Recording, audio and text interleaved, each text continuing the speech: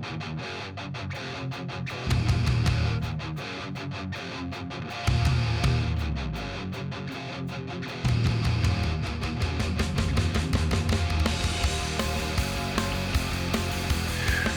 right. Welcome to episode 4 of Komie's Homies. I'm very happy to have my good friend DJ Young here. DJ is 14 in the world right now in pickleball. He's known pretty much across the board as one of the most talented players in the game. So we're going to find out all about DJ. Welcome to the show. Yeah, thanks, Komie. Thanks for having me. How old were you when you started playing tennis? Yeah, so when I started playing tennis, I was 4 years old. I kept going to the tennis club because my dad was kind of like learning how to play tennis. So was it a clay court club? There's a lot of clay in Spain, right? Yeah. Yeah, most tennis in Spain is clay court, but every single club will have like a couple courts here and there. They're a hard court. So yeah, like this club called I think it was in Borriol, called like La Coma. This one had a bunch of like tennis courts that were mostly clay, and then like right in the back they had like two or three that were hard court. So like at 4 years old, the racket's bigger than you. Did you have like a junior racket? Is that how you started? Yeah, I honestly don't remember. I I actually wasn't the biggest guy until I turned like 11 or 12. So I was actually always pretty small. And then once I hit 11 or 12, I grew a bunch of inches, became like 6 feet, 6'1". And so like back in the day, I must have been just tiny. So you had a brother that played as well? Yeah, so my brother, he's 6 years older. Pretty sure we started around the same time. So I was 4, he was 10, kind of like simple math. And yeah, he's an older brother, and we both started playing at the same time. Yeah. So were you one of those like younger brothers that wanted to keep up? So, that really challenged you and that really helped your tennis? Honestly, I'm gonna say no because he wasn't super competitive. Obviously, he's super gifted. He's lefty, which helps. But he never really had the competitive you know thing in him. So he kind of played for fun, just kind of something to do, and he somewhat liked it, but he never took it or himself too seriously with it. So I'm gonna say no to that. So you said he's super gifted. A lot of people who haven't seen you play tennis but have seen you play pickleball say the same thing about you. So it sounds like that's a genetic thing. Was either one of your parents like really good at sports or Yeah, both of them were. Yeah. So my dad was sorry, my mom to begin with. She used to be a dancer, and she danced a lot, and just very good. She used to be a spinning coach as well. Like when you hop on those like stable bicycles. oh right, yeah. I don't know what it's called here. Yeah, And they call then it spinning. yeah, it Yeah. is. Yeah, okay. And then my dad actually he played water polo his whole life, and then he was really good and played D1 somewhere here in like SoCal in San Diego. I'm not sure which university it was. And then he played overseas in Spain because there's nothing really else here after that outside of coaching.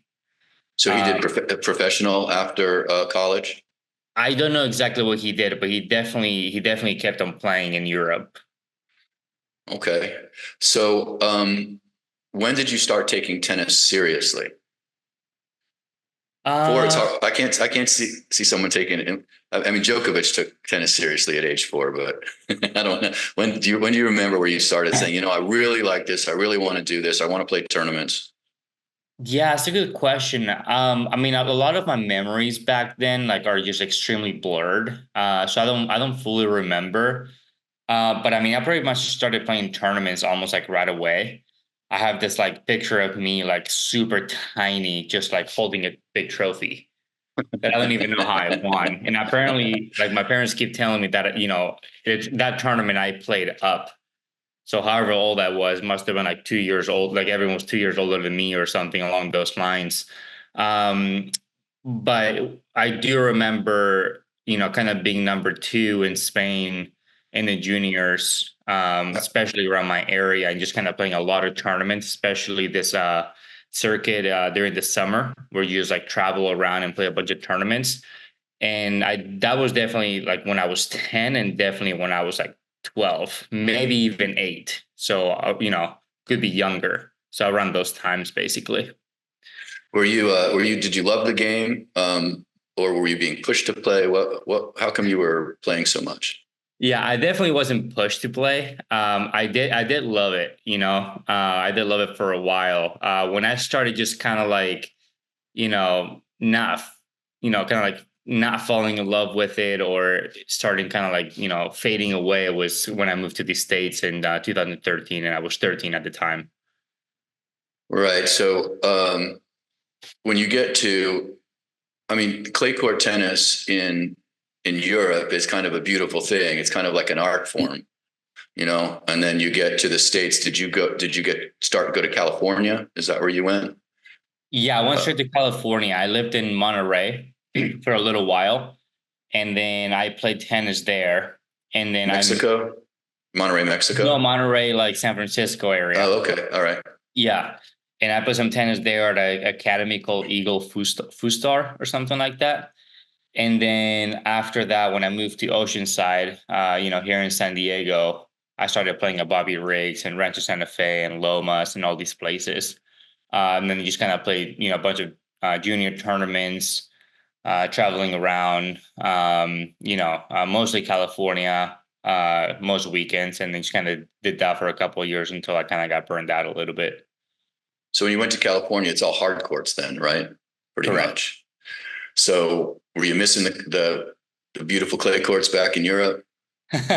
I mean, yes, I miss the clay courts. I miss like a lot of the camaraderie that came, within like playing in Spain. There's not a lot of that here, in my opinion, at least from my own experience. And yeah, I kind of miss like I missed a lot of like what tennis is and was in Spain for me. Here, it was just like totally different. Like the way people go around it, it's kind of like a pay to win almost. Like if you have the money to just get more private lessons, you're gonna get better, and all the and, if you have more money, you can do more clinics or whatever it is, and then you're almost kind of like excluded if you're not allowed, even if you can't afford them for the most part. So that was a little bit of my experience. Obviously, my parents were super helpful and put me in whatever they could, but the means weren't there. So I did what I could basically. I wonder if you just didn't underscore why European tennis is so much above American tennis. I know growing up playing tennis here, it was very kind of cutthroat. There wasn't a lot of teams, you didn't feel companionship and maybe fewer experience. And I heard like this, I had just had Vince Van Patten on, and he talked about how the Swedes were like a team, back in the day, Mats Wilander and Anders Jared. Mhm. Um, do you think there's some credibility to that? Yeah, yeah, absolutely. I mean, I obviously I don't know, but I do believe that if I was in Spain, I would have kept playing tennis, and I don't know where that would have got me. But at the same time, pickleball now it's my whole life, and I love it. So I wouldn't take that for granted, anyways. But yeah, like growing up, it's you play all this tennis with your friends. All of you guys are sharing the same coach. You're very loyal to your coach, to your friends, to the club that you're at. They take really well care of you. And yeah, and you're just in this like really really good group of basically a team, right? And you guys push each other to get better, and then you try to lift each other up, and that's what I try to do, anyways. And then here, it just kind of like the other way around, where it's almost like you try to push each other down so like you can rise up. And I'm not a huge fan of that personally. I get that. So you played at Bobby Riggs. Were the Dawson, Steve Dawson, and them already there at that time? Had they already bought the club? Yeah, that's a good question. So when I was there, I don't think they had bought the club, but Steve and Jennifer were there. I played some tennis with his son, or their son Tyler Dawson, which I'm still really good friends with. And then just kind of like, being at the club and being friends with Tyler, then, obviously I met Callan. She would come to the club and all this stuff. And I became really good friends with Callan. And, even to this day, I'm good friends with both. I text obviously and call both of them often. And then I talked to Steve often as well. So yeah, they were around at the time. But I think they were just coaches. And then a couple years after that, they ended up like, owning the club. So 16 is an interesting age to quit tennis because you're just getting to the age at that point where, you could get interest from colleges or things like that. But I guess you were just burned out and ready to do something else. Yeah, it was somewhat like that. The thing is, like, in Spain, there is no such thing as playing for your college. And so, once I came here, like, it just wasn't really ingrained in me anyways. So I I didn't see. care too much for it. I didn't really have any I didn't really have any interest in going to college if I didn't exactly know what I wanted to do. Gotcha. Um, and at that point, I was like, okay, well, I have certain options. I can go work more. I can, go to a community college and just kind of try to figure out what I can do. But I didn't want to go to college so I could play tennis because I didn't want to play tennis, and I didn't want to like study something that I didn't, really care for. If tennis paid for it, so I just didn't. It didn't really make a lot of sense for me personally. Let me talk about your tennis style for a minute. So I take it when you were on clay, you were probably a baseliner. Um, Yeah. uh, Kick serve, uh, right? Spin, a lot of Yeah, spin. yeah, a lot of wrist action for a lot of top spin. Whether it was forehands, backhands, obviously, at the baseline, and then same thing with serves. And do you have a two-hander for the Correct. backhand? Yeah. All right. So when you came to the States and you're playing on hard courts, did you start flattening out your game a little bit so you could hit through the court more? Did you start coming into the net more? Was there any type of substantial change to your game over the couple of years? Yes, there was, and at the time I didn't like it. I was super unfamiliar with it. Um, the biggest thing is serving, and then instead of like kind of like stepping backwards, you're always kind of stepping forward to, like, look for that third ball that's coming back and try to hit a winner. Basically, that's a lot of what American tennis is, in my opinion. And so I had to work relative like decently hard at just making my entire game somewhat more aggressive. Which I think I somewhat struggle in pickleball. Well, we'll get to that later. No, no, go ahead. I think because what I'm trying to get to next is um, how those two different types of games, your clay court game and your hard court game, kind of translated into pickleball. Because I suspect that you did get a benefit of being exposed to both surfaces. Yeah, correct. Yeah, so if that's where you're trying to get to, what I was going to say is that basically, now that I don't struggle with offense in pickleball, and neither I did in tennis. But that said, I struggle with, like, kind of staying back, not being extremely like powerful, using my speed, my agility, my power to, like, kind of like run through opponents. And I think that kind of goes back to the tennis style, where, like, in tennis I was obviously coming from clay court for the most part, because I did, about 10 years or so of clay tennis, and then a couple only of or hard court. You have a little more like passive grind out mentality. And I'm not saying necessarily that's what I do in pickleball, but it does give you a little bit that, like, like laid back, like just hit some things, hit some third shot drops, instead of like, oh, I hit a big serve coming in, hit a big forehand, try to poach. Like, it's very different. Yeah, I mean, I would say that you're basically a pretty patient pickleball player. You're excellent dinker, and you're happy to stay in the point and wait for your opportunities. So it sounds like that came a little bit from your that clay court experience. Yeah, absolutely. Okay, so you're 16 years old. You've had it with this American version of tennis, where the rich kids, are the ones that are going to succeed. You're on hard courts. So what happens next in your life at Yeah. 16? Yeah. So basically, I'm 16. I don't want to play tennis anymore. And I was like decent. Like I was like good enough to where like the coach in my high school knew who I was, and the players knew who I was, and they basically really wanted me to play. So I ended up kind of like working out a deal where I would play for my high school from my junior year, but I didn't have to go to any practices or anything, and I could skip basically class at the end if we had like a go, like a away match, and I could also drive myself, so I didn't have to take the bus with them. So I ended up working out a deal with them my junior year, Yeah, and I actually liked it because there was no pressure. I won most of my right. matches. I won my league tournament at the end of the year. It was like the Avocado League or whatever it was, and then my senior year. I actually ended up basically working a very similar deal with them, but part of me just wanted to be like part of a team again, like I was in Spain. And you get not that I was super smart, but I got a little wiser, and I was like, oh, maybe I'll go with the bus and try it out. And so my senior year was really fun because never had to practice. I was still decently good, and the people that I was playing weren't amazing.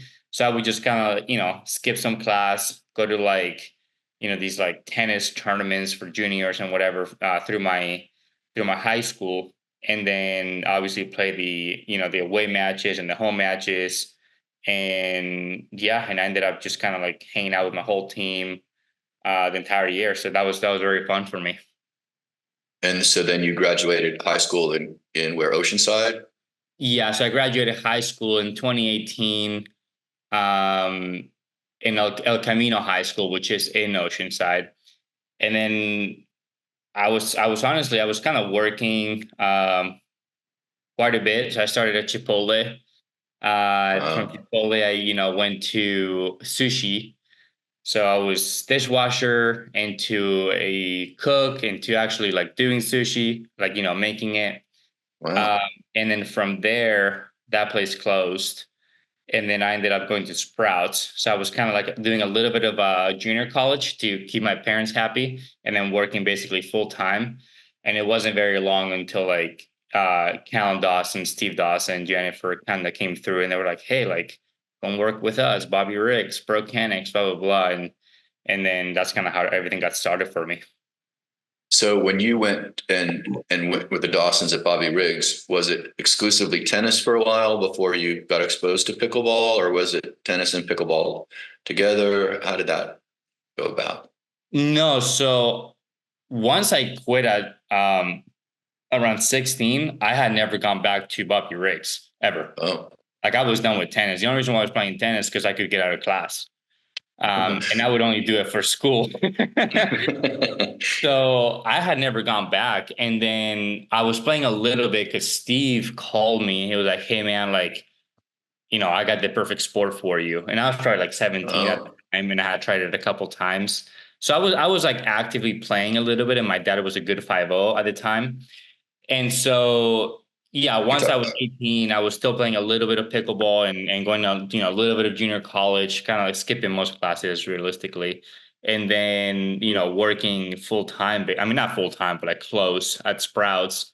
And then I just kind of like Steve was like, hey, or I don't know if it was Steve or Callan or both of them probably together making that decision. Like, hey, come like, we're they were like, how much do you make at Sprouts? And I was like, oh, like 13.50. And like, we'll give you 14.50 to work the shop here at Bobby Riggs. I was like, done. and I'm in. yeah, I'm in. that's how. And then there's pickleball happening at Bobby Riggs, so you could Yes, play there.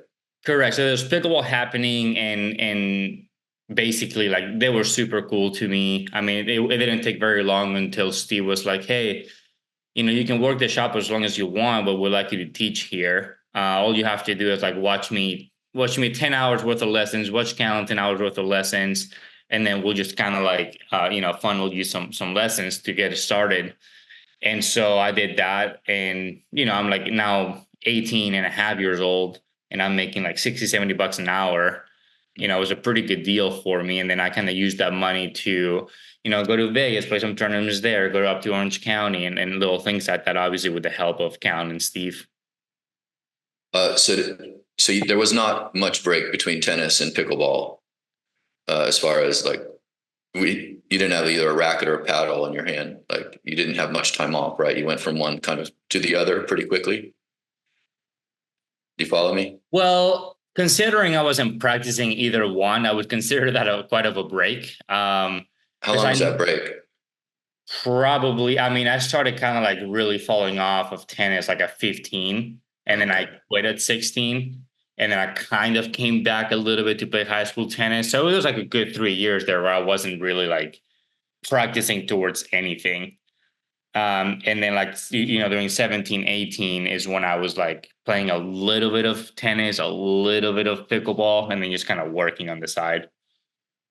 So your first exposures to pickleball was that with the Dawsons? No, my first exposure, I think it was with my dad, I'm pretty sure. Okay. But it was because Steve called us or it called me. That's a little blurry too. But yeah, it was basically we got started because of Steve. And did you like it right away? No, no, no, no. No, no, I went to this like clinic, like this beginners clinic, and with my dad actually. And I'm pretty sure in that 1 hour class we got split up for some Yeah. reason. And my English is not very good at the time. I'm kind of shy. I'm 18. I'm super skinny. So yeah, like we did that. My dad loved it. He's like, we should come back. And I'm like, just not happening, bro. Like what? So how did you, if you didn't want to go back, so what got you going back again, where you started, playing more and getting an interest in it? Yeah, so there was probably like right after that, it was probably like 3 to 6 months where my dad was playing consistently and I was just kind of like not doing anything like at all. That was like, like proactive, like really. And so my dad was just kind of like, being a good dad, just saying like, hey, like, come check it out again. Like now we know how to play. It's not all like, doing this and a little bit of this, like, we're actually like hitting drives and being somewhat, athletic every now and then. And I was like, yeah, okay, I'll, try it out, whatever. And then, funny enough, we went on the court. He was way better than me, and I got just so frustrated. You're like, that's not going to happen, right? Yeah, it's not gonna happen. And there was this this really really nice senior at Bobby Riggs. His name was Bob Richland. Rest in peace. And he was just pegging me with the ball like over and over and over again. There was like an Onyx like Yeah. used two or something, and he just like hit it as hard as he could on my chest. And then I just got frustrated, at 18, I didn't know what to do. And I'm just like, okay, I'm just gonna play to beat the both of you or to meet my dad, and then I'm gonna stop playing. And that's kind of how I got started. All right. So you must have followed through though, because you told me then at some point, I guess you're teaching at Bobby Riggs, and you traveled to Las Vegas to play some tournaments. So when did you first start playing tournaments, and like what level did you play? And did you play singles, doubles? Yeah, that's a good question. So if I recall properly, my very first tournament was like a 5.0 in Oceanside, like a Thanksgiving, like happy turkey Thanksgiving tournament Mm-hmm. of like 2017. Okay. And the only reason why I played is because my dad ended up just kind of like not wanting to play. And we have the same name. And at that time, like nothing really was around to like, oh, Darian Young. Okay, sounds good. You're good to go. And so I took over his spot. And then I played this 5-0 tournament without really playing any pickleball ever.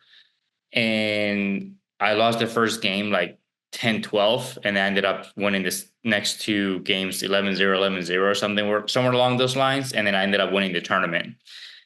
And then I didn't play anything at all until SoCal of 2018, where I played with a good friend of mine, Mike Shinzaki from here in Oceanside. And then we played Titlaloon Was and that the guy you brought to my house? I think that's the guy you brought to my house, if I remember that name right. I don't know. I don't think so. No, he's never been to. No? No, he's never been to Texas. So this guy might have been Mike Okay. Anderson. Yeah, a different Okay, guy. yeah, that's who it was. Yeah. And I played this tournament with him. I ended up playing Tyler Lung and Matt Goble in the first round, and we went to three. And then Hmm. after that is I think when Steve and Callan kind of came through because I was 18 and a half or so at that time. Had Tyler already been playing for a while? Did he already have a name out there at that point? Yeah, he did. Yeah, I didn't care though. No, you didn't care, and you went three. No. So, Yeah. so did you pick up pickleball pretty fast? Was it pretty easy for you to transition? I mean, I like to think so. I wasn't playing pickleball in the sense of like, oh, I'm doing this because I want to go pro or anything. Like it never really crossed my mind. But I mean, first tournament I played ever without any practice, I won 5-0, so or 4-5/5-0. So, I probably have to think that I was decent. And then the second time I played a tournament without really like playing that much up to it, I took, Matt Govo and Tyler Lung to three, and they were considered like good pros. So I would say, yeah. I probably would say so, yeah. All right. So when did you start like playing tournaments on a regular basis, and like who were your partners, and run us through that period of time? Honestly, I don't even know if I remember. Um, it must have been like 2019, Okay. 2020 maybe, and just kind of play a lot of the local stuff. Okay. I play some tournaments with this guy. I love this guy. He's like one of the best humans ever. His name is David Wage. Okay. It's like an unbelievable dude up in like Fresno or something like that. Yeah. Played in Simi Valley with him. I played some with like Mike Inzaghi, like I said. I played some with Stephen Boylan, which is kind of like an uncle to me. I played some with like just super local stuff, like nothing where like you're like, oh, you played a tournament with this guy, like no. And then yeah, and then like I think the next step was like I played one with Dave Weinbach and I played terrible, and then I played one with like Colin Johns when he wasn't anyone either, and then I played terrible too. Like so I was just kind of like getting nervous at that point, but good experience. Right. Well, something happened, right? Because you won the world championships in 2021. Hmm. So I guess were you playing a lot, taking it more serious? You just kept at it, and then things started clicking. Yeah, so I remember, I don't know if it was like 2020 or 2021. I did win the tournament in 2021, but I don't know if it was like during that time or a little bit after, a little before. Callan was just kind of like, hey man, like, let's just play. Like I wasn't really practicing too much, but he was like, hey, like, I think Brokenix is down to like help us with going to tournaments and stuff like that. So like, why don't we just like go to Florida and play and kind of see what happens? And we ended up winning that one. And then I think after that, we started playing some together. Um, and eventually that kind of fell through. But I don't think anything really changed. It was just one of those tournaments where like I just played well. Like, and obviously Callan's an absolute rock. So it was just kind of up to me if we were going to win or not. But I wouldn't say that I was like, oh, I'm training really hard, like, because it really wasn't the case. It was like, oh, if I play well, I can win some matches. And if I don't, I'm, kind of screwed. Yeah, and did they even was it a pro event? Like, because I remember at one time it was like what 5-0 was the highest category that there was really. I mean, the pro circuit is actually a pretty new thing.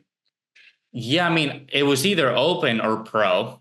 Open or pro. I remember, I mean, everyone was there, but that was kind of like COVID time also. And so I think Ben Johns got COVID. I think Declo got COVID or something, so they couldn't play. So it made the draw a little bit easier for us, obviously. Um, but it was around that time. But I do remember looking at the rankings, and at the time we used to use like Pickleball Global or Global Rankings or something. And Right. Callan was number one after winning that tournament, which we thought it was like the funniest thing ever. And I was number four. Because we got like it was a major basically, so we got 2,000 points. Anyway, we just thought it was hilarious, and we didn't take it too seriously, but it was kind of cool to look at. Well, at some point you started taking pickleball real seriously, and you also, are at a great age and at a great time for this rise in pickleball. So, transition us now into the time. Okay, you are training. It is like a big part of your life. Tell us about that. Yeah, that's a good question. So, to be completely honest, I didn't start like fully training until I moved to Texas. Especially like as far as like playing every day. Like I started doing fitness like, a couple of years ago, really. Um, but obviously met Steve Kuhn. He was a total gem. Love the guy, miss him. And then I met him through Vivian David and Deco. And he was like, "Yeah, just come to Texas, come live with us, blah blah blah." And I was like, "Huh?" Yeah, Like, okay, sounds good. And then he obviously put me up, you took were care kind of in the big house, right? in the big house. Yeah, he put me up in the big house. And at that time, like, I was here in California, not really doing anything anyways. I was like, oh, I'll go play some pickleball out there. I mean, got nothing better to do. So I kind of grabbed my 2018 Ford Focus, put my PS5 in and a TV and left to Texas for a couple of years. But yeah, I mean, that was like probably the first time where I was like, oh, like, it kind of just makes sense to train a bunch, but super, super vague. Like I was just playing pickleball. Like I didn't know what else to do. Like I never had done any fitness. I didn't know how to lift. I didn't know how to like, do any like sort of workout where, I'm like doing plyos or anything like that. So I was just playing more pickleball and that just kind of helped my game overall. And then later on, I started like finding some trainers and some coaches for like strength and conditioning and just kind of grabbing a little bit of everyone. I learned a lot of things and I just kind of like tend to just soak in a bunch of information and just never forget it. So yeah, and then last year obviously trained like most of the days, if not like every day. At least doing something, whether it's pickleball, working out, or whatever. But I have yet to go like what people say is 100%. I don't like saying that I'm going 100% to something if I'm really not going to do it. So I have yet to like fully do that. Well, you've got a lot of talent, so you have to probably be careful. I would think that if you exert too much, then kind of like you could get burned out on it, like you did with tennis in a way. Is that true? It is possible, but I don't necessarily believe in like burnout like I used to like think so. Like obviously with tennis was either burnout or just got tired of it or whatever it is. But I just don't really believe in that anymore. And so it's not really a thing. Um, but there's like a possibility somewhere where I'm maybe like scared to like fail, like afraid of failing or something somewhere along those lines, which is what doesn't fully allow me to like just really do it for real, but I couldn't exactly tell you what it is. That's interesting. Um, we have a mutual friend, Leslie Roberts, and Leslie trained you for a while. Hmm. Was she helpful? That's the only person I know that trained you, Yeah, so with Leslie, I basically met her through Zane. right? She's awesome. I didn't I didn't do a lot of training with her. I probably did about like 15, 20 like hour sessions total. Yeah, But she was very helpful. She's super knowledgeable. Um, the biggest issue was for me, and this is not about Leslie necessarily, but like you find yourself traveling like 24/7, 365. And so to get 2 hour sessions are worth like $200 like a week because like you're just on the go all the time. Like I just didn't feel like it was like super worth it to like spend $100 here, $100 there, $100 here, especially when the money is just super inconsistent regardless. right. Um, so it was just one of those things where it's like, what am I doing? Like I'm paying like $1,000 up front to do Yeah. like 10 sessions in like you know 3 months, Well, whatever it is. It just didn't make a lot of sense, really. plus you probably learn the protocol from the different people you work with, so you can kind of do it on your own. Yeah, correct. So with Leslie, I learned a lot of just how to like take care of my body. There was a guy here in Oceanside called Patrick that I used to work with, where I learned basically how to lift. Then I worked with a guy named Zach in Austin, where I learned how to do a lot of just like circuits, go really fast, then stop. Like little things like that. How to work full body. So just kind of grabbing things from everybody. Is best. But like I said, like it's just the when it's so inconsistent. Like I don't think if you're out for 2 weeks and come back and do like two sessions and you're out for 3 weeks, like it's not about a trainer. It's about you being disciplined enough to do what you need to do. When you're on the move, and if you're not doing it, then like the sessions are not going to help you anyway. So I think I talked to you on the phone the other day, and you told me that you're waking up really early and hitting the gym first thing. Can you tell us a little about what your day looks like right now? Yeah, so basically, I just moved to Carlsbad, San Diego. We're in a beautiful location, perfect spot. And so, through a good friend of mine called Joel, that lives in Del Mar, he was like, "Hey, check this place out. It's pretty close to you. It's an athletic performance gym, blah blah blah." And I was like, "I mean, I got nothing, nothing else to do, like nothing to lose anyway." So I ended up finding this gym called Activate, which I've been posting a couple pictures of, and it's basically heaven. Like to me, it's like, you go in, there's just a couple of professional athletes or just D1 athletes working out with a trainer or whatever it is, or using the facility. And everyone's just kind of doing their own, minding their own business. And then you can do the weirdest thing in there and nobody cares because you're working out for your specific sport. Where I Right. can't really go to LA Fitness and start like jumping around. I just feel kind of weird.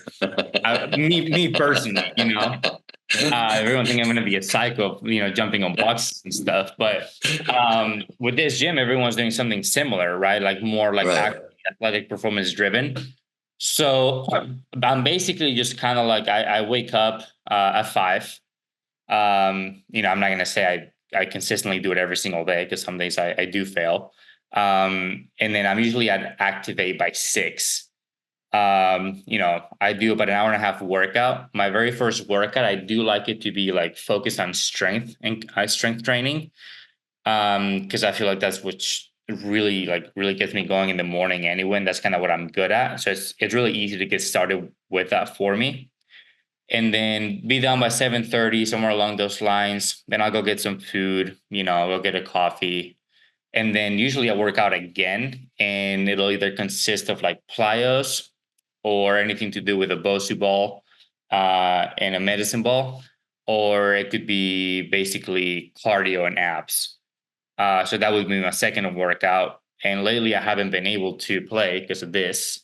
But hopefully as soon as I get healthy, my third session would just be kind of like, 2 hours of pickleball, whether it's drilling or playing. But right now it's just basically training twice a day at least. And if a friend is asking me to go work out, then I'll go get another workout. Like it's not an issue. But just really trying to navigate through that right now. What's going on with your wrist? Yeah. So basically, I had a long time ago. I had a boxer's fracture in my pinky. What's Uh, that? from fighting. So basically, it's like your bone or whatever it is that it gets a fracture inside on this one by punching something. Oh, I see. So like when you're not gonna be able to see it, but this pinky basically is like all messed up, or like this one. Okay. I see. Um, Yeah. yeah, and so that kind of like that's because I used to do Krav Maga, Uh-huh. and that kind of like messed up my hand a little bit. And obviously with pickleball, like I'm extremely wristy, so I've been kind of having like issues. And then some rest would help. And then at one point, it just became so painful, I just thought I had like an actual fracture somewhere. And I ended up going to get an X-ray. It showed the thing on my pinky, but it said that it was healed, so that wasn't the issue. So then it kind of we ended up finding out that as of right now, at least without an MRI, sounds like it's just like a pretty intense tendonitis on the actual wrist. So it doesn't come from the elbow or anything. It's just like on the actual wrist. And so it just takes a bunch of time and a bunch of rest and stuff, but I can't really sit much longer than a couple of days at a time, if that. So I ended up going lifting or doing this or doing that. I was trying not the smartest thing to do. So trying to figure out how to get my wrist better without actually resting would be ideal. I just don't know if I can like actually just sit, which is really that's what they want me to do, but I can't do it. So that's what's going on. Have you ever had any injections or anything in your wrist? So I have not, but I've been really been thinking about it because like the way that I see it is like if it's an ongoing problem, like at what point do you just say kind of like okay, like like whatever, I'll just like get the injection and move on with it. But I most people that I talk to, especially the doctor or the good PTs that I've had, they kind of like tell you to stay away from it. So I listen to them. But at some point, I mean, if it's like if I'm healthy and then I go work out and I go play some pickleball and it's hurting again, like I mean, what's at what point I'm going to move on and do something about it, Right. Um, so like tendonitis it's an inflammation. So have you tried anti-inflammatories or like lots of ice? Does anything seem to help it? Yeah, so it is tricky because I don't fully actually know because I haven't done an MRI. Yeah. So we're basically like we've done some tests or whatever to basically make sure that it is tendonitis. But yeah, I mean, I do anti-inflammatories. I do Boleran, which is this cream that you put Oh on yeah. it basically, and then I'm going to PT two to three times a week. I mean, Okay. I'm doing soft tissue, like a voodoo band. I'm doing um I think it's called BFR. Um, I'm doing. I'm basically trying to bulletproof it. Also, with dumbbells and stuff, and doing pronation exercises and stuff like that. I'm doing cupping. I'm doing all of it, so it feels better. It's just like right now, I don't feel any pain, but then like mentally, like if I'm gonna go play, I'm like, I do one wrong thing, it might go back again. So I just don't know. Right. You're afraid of getting a sharp pain, Yeah, probably. exactly. Well, you're a young guy. I'm sure you're going to heal. I'm sure you're going to come around.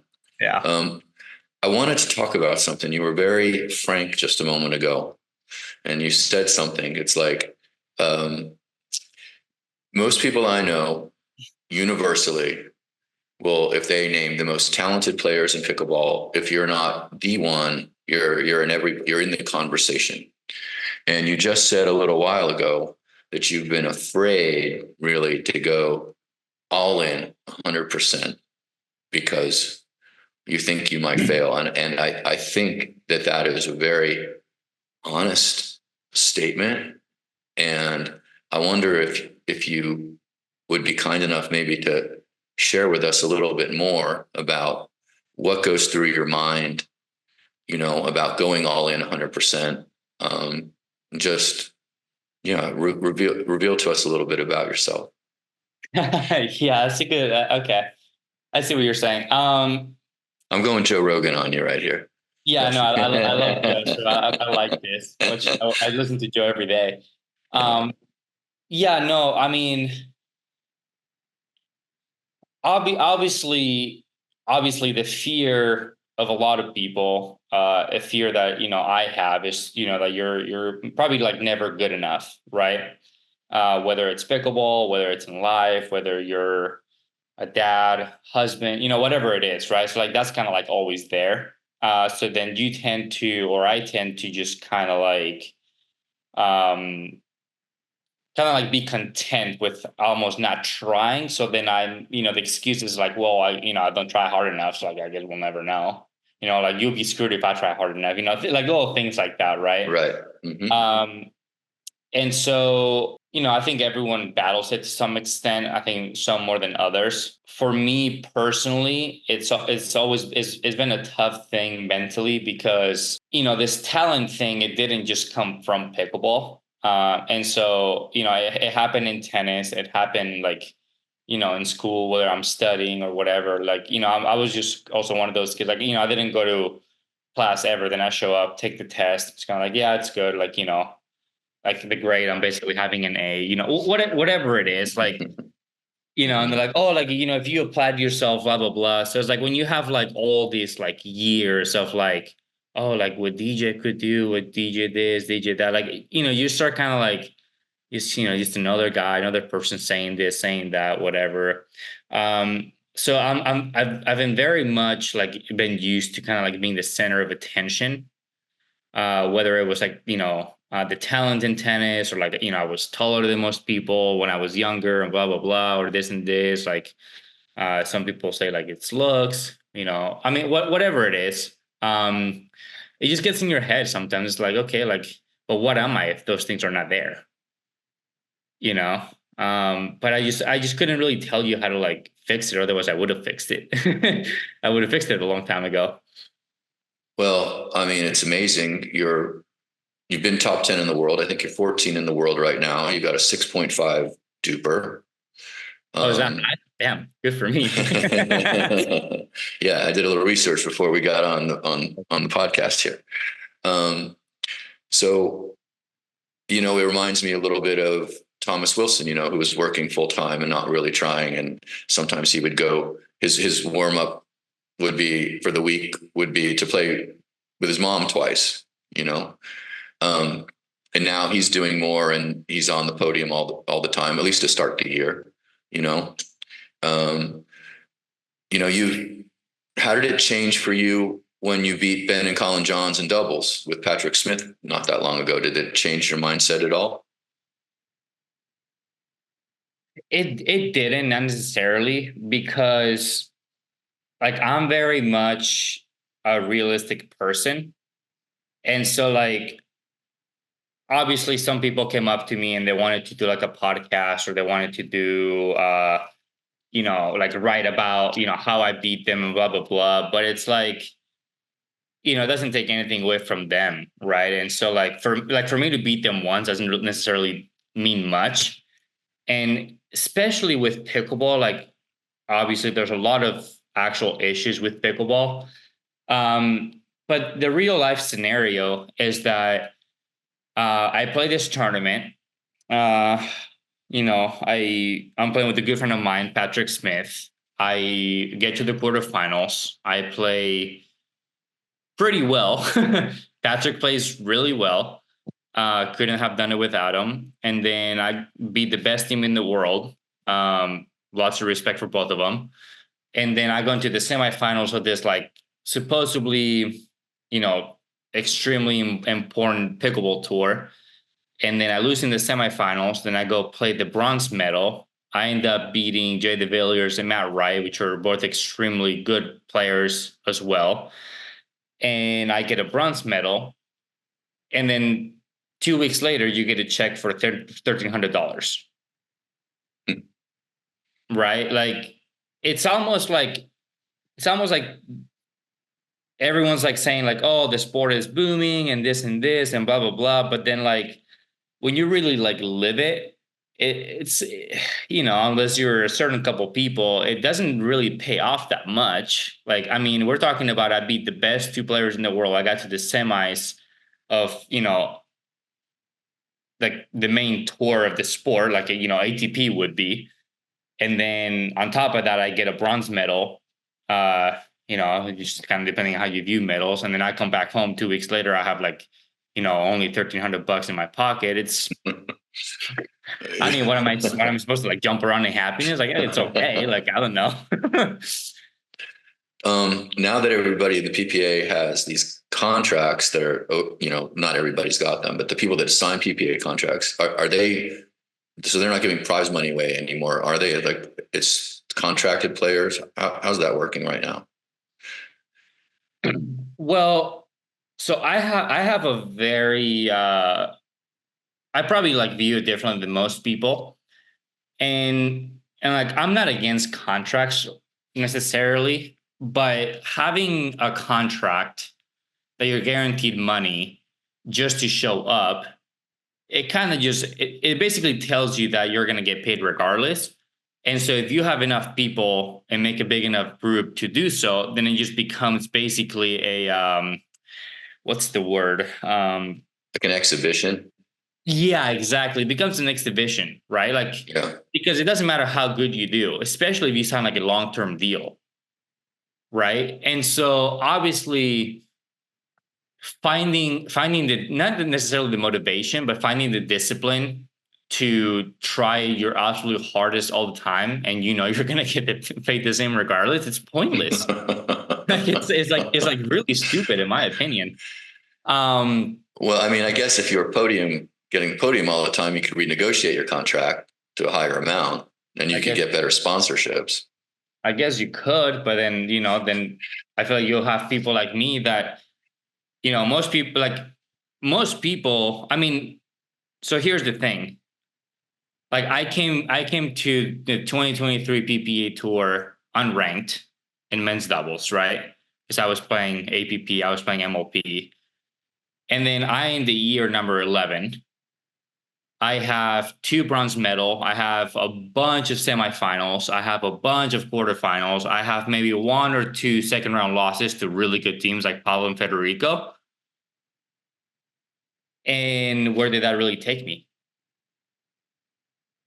Like, beat the best team in the world. I got two bronze medals, which is better than most people. Like, it doesn't really pay off like that much. Like, that's probably one of the better years right outside of the top 10, right? Like, when you like go right side, and that's what I was too, right? I was 11 or 12, whatever it was. Anyway, I don't know where we were going with this. What was the question again? Well, it seems like that's encouraging.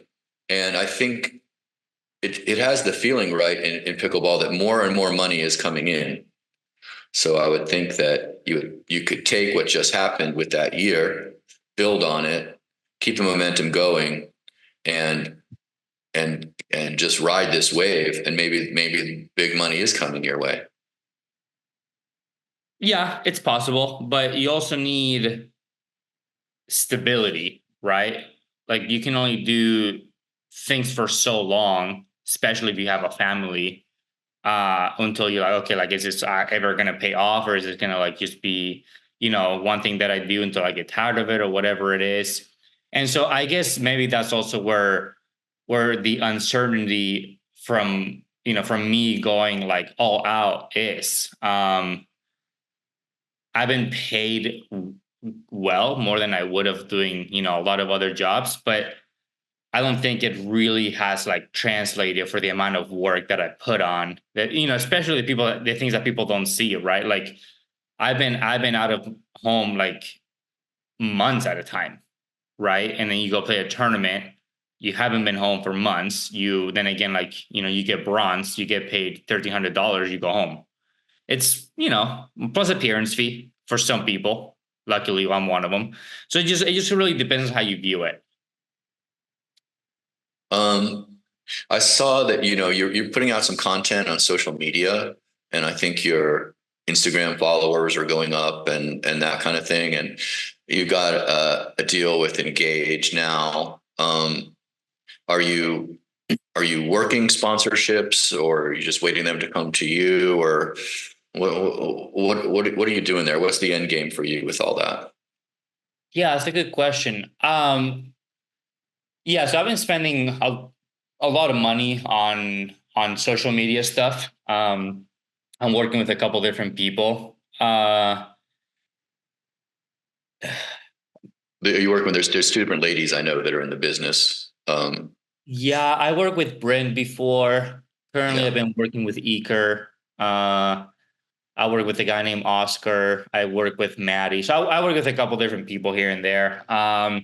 But yeah, I mean, my end goal, I don't know exactly, what I want it to be. I don't know if I want to be an influencer necessarily. I actually, I would want to bring a different value, to other people. Something that to me would be more meaningful or more valuable than just kind of like being an influencer. Um, Like, what does that look like? I don't know.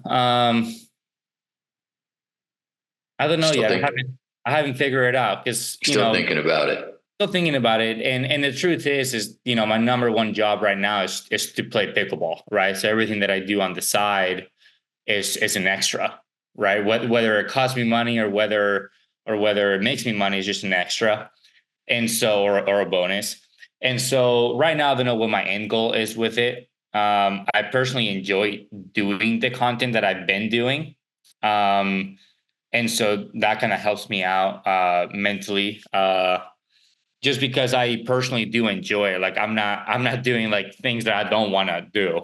I'm doing the things that I actually do want to do, and so that makes it a lot easier. But yeah, as far as sponsorships goes, I'm super grateful and super happy to be with Engage. The Elliots have been treating me like family since day one. I've been friends with Josh before I even signed with Engage for years. And then recently, I've signed with Stack Athletics, and then I signed with Head Pickleball Shoes, and they've been extremely nice to me as well. So super grateful and super fortunate to have a team around me like that. And Stack Athletics, is that close? Yeah, it's clothing, so it's this shirt is Stacks. Okay. All right. So, what are you, what are you doing now? Like what is your, where are you going to play this year? It's like, I see you're not in Arizona. Like a lot of people didn't go to Arizona, Johnson's and all that didn't go. What are you looking at doing this year? Is it going to be, PPAs, MLP? What do you Yeah, think? yeah, I don't know the answer to that question. The one thing that I'm certain of is that I want to play MOP. Um, obviously, like everyone knows that I've always believed in Steve Kuhn, and I've always been Team Steve. But the truth is that I've always believed in what MOP is, and so I don't want that to go away. Even with Steve not being around, even though I think it's upsetting, but I think MOP and the team atmosphere for me makes a lot of sense. Just like I said, coming from Spain, even playing Yeah. tennis is an individual sport. Like you're doing everything as a team.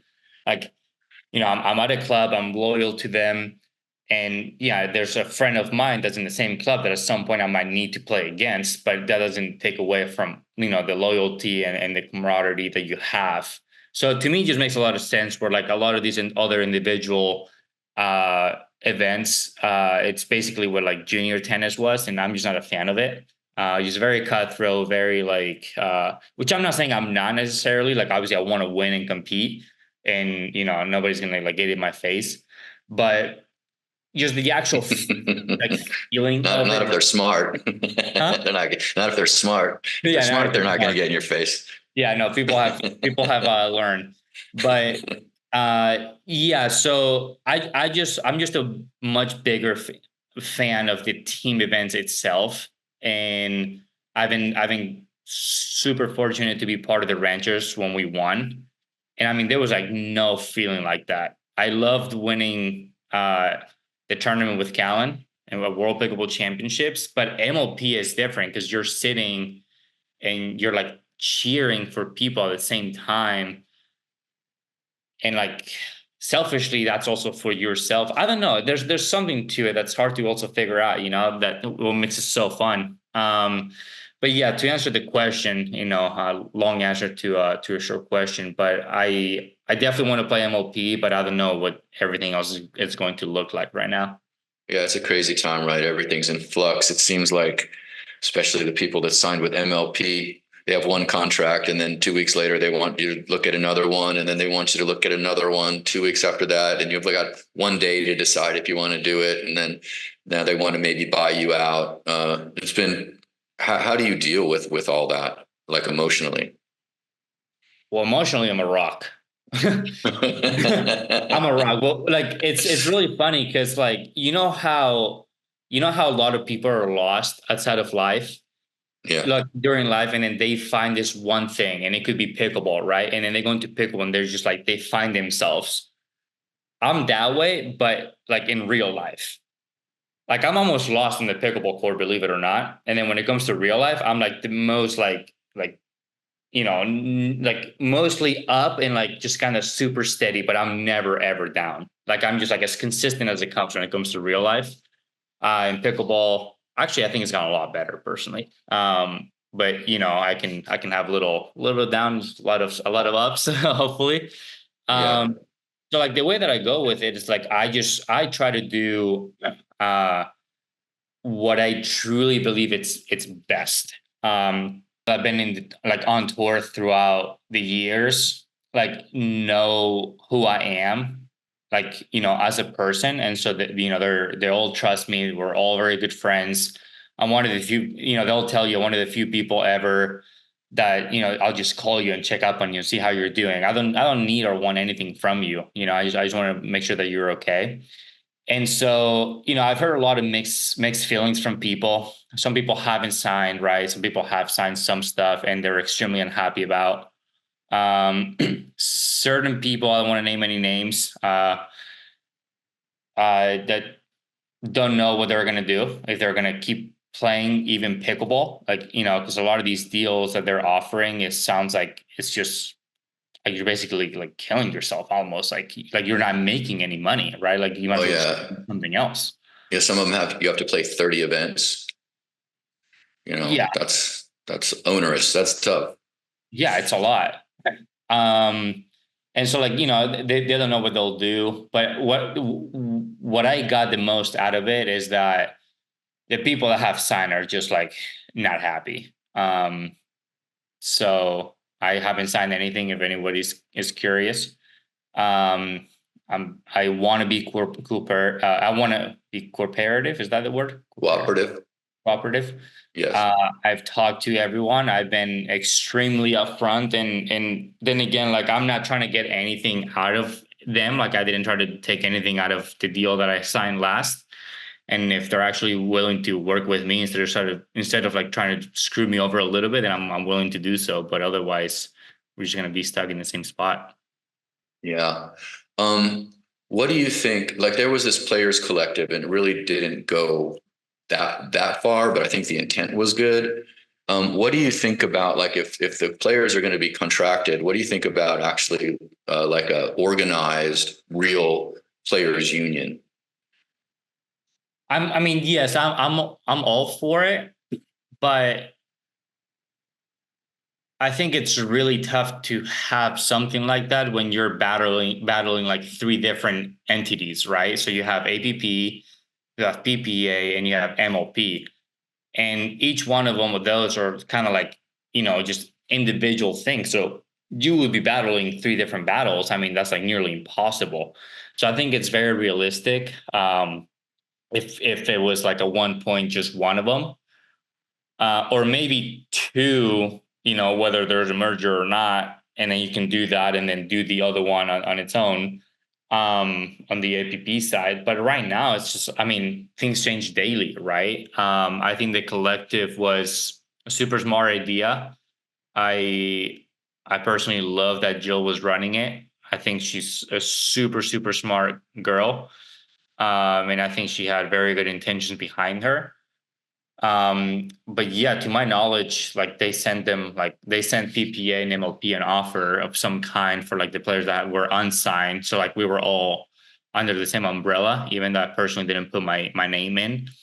Um, and like I'm pretty sure they just never got an answer. Yeah. Yeah. Um, well, I'm going to be discussing that next week with there's a you've heard of Jim Kloss, right? Yeah, I've He's the guy heard. that Yeah, I goes like on. him. Yeah. I guess we first saw him on Facebook. He'd give me like this detailed analysis of like the any match that they had, the Johns brothers in doubles.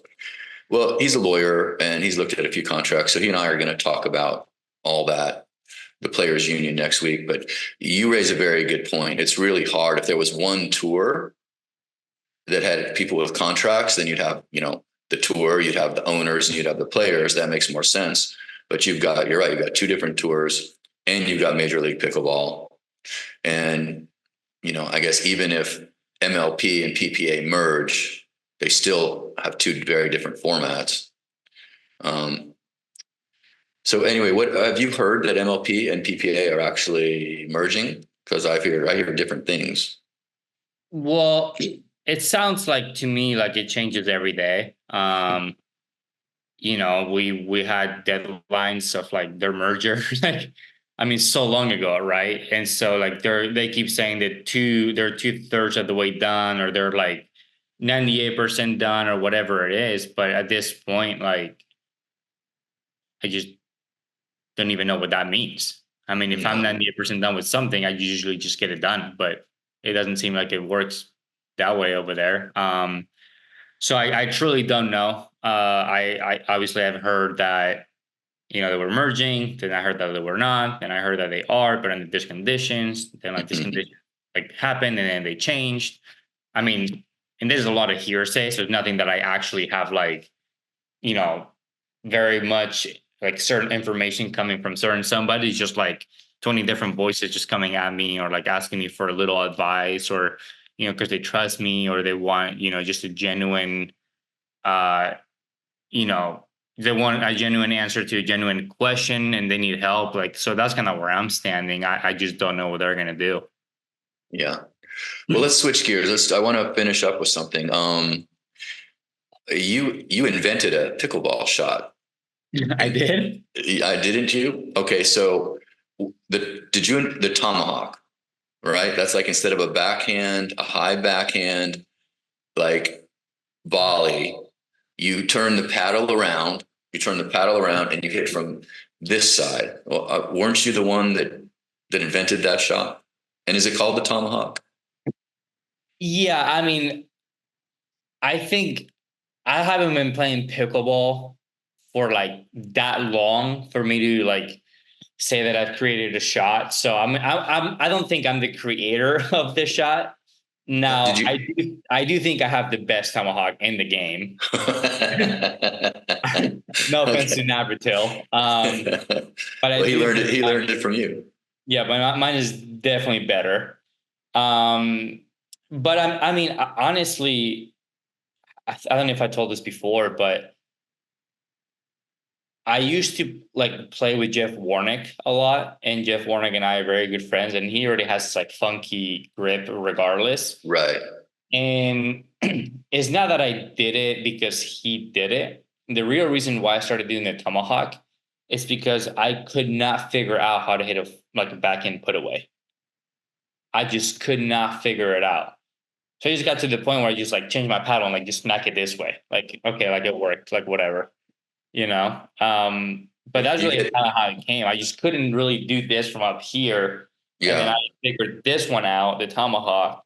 And then for some reason I just did this again, and now I can do this as well. So it's like one of those things that your brain just kind of clicks, and it happens. um. So yeah, Warnock's got the funky grip. So maybe that's where you kind of saw something like it first that gave you the idea. Yeah, I mean, I would probably say so. I'm not gonna say it was on purpose, because like I don't think it was. If it was, I would tell you. But I'm sure there was something in my brain that kind of clicked and was like, oh, like do this and whatever and figure it out. So it had to come from Warning, because if he's the only person doing it, right? But I wouldn't say that I was like watching Warnick do it and be like, okay, that's what I want to do, you know? But he's a SoCal guy, right? So you had seen him play and you'd play with him. Yeah, absolutely. He's in, where is he? He's somewhere in LA. Okay. I even call him something. Sometimes we call him, we talk a little bit. But yeah, we definitely played enough. But we actually played a tournament together once. So yeah, or twice. Yeah. The tomahawk that you do, you can spin it two different ways, right? You can hit it flat. You can come over the top. You can go from underneath. I think you explained that to me one time. What are your variations on the DJ Young tomahawk? Yeah, I mean, I can hit every single shot, whether it's tomahawk or not. But I mean, I can hit straight down, kind of depending Yeah. on where I'm making contact with the ball. I can hit straight down to the right. I can hit straight down to the left. I can actually spin, like maybe not slice necessarily, but I can top spin outside of my body. I can topspin across from my body. I don't think the slides would make any sense regardless for the tomahawk. But yeah, I mean, I can hit like I can go down the line, I can go drop shot, I can go angle winner hits the fence, I can go like deep and like brush it and like act like a normal backhand or a forehand roll. So I can do everything with it. Yeah, it's an amazing shot, and you're an innovator. You're a very talented guy. Um, I really appreciate you giving us your time and being on the show today. We wish you a lot of luck with your year, with your wrist, with everything, your contracts, everything, and we wish you great success. And thank you for being on the show. Thanks for having me. Really, really happy to be here.